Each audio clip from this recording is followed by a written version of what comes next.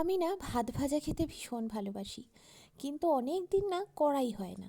তাই আজকে ভাবলাম যে নিরামিষও আছে, আর বেশ ঠান্ডা ঠান্ডা ওয়েদার, ব্যাস যেমন ভাবা তেমন কাজ। ফ্রিজে যে কটা সবজি ছিল, যেমন গাজর, ফুলকপি, অল্প একটু কড়াইশুঁটি ছিল, সেটা একটু ক্যাপসিকাম, মোটামুটি এখন ফ্রিজে তো সব সময় থাকে, সেগুলো কেটে নিলাম লম্বা লম্বা করে।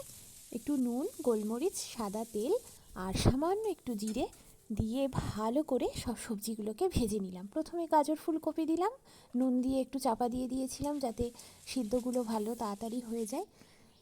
এবার নাড়াচাড়া করলেই গরম গরম ভাত ওদিকে মা ঝুড়িতে ঢেলে দিয়েছে, ঝুড়িতে ভালো করে জলটা ঝরে যায়, দিয়ে দিলাম।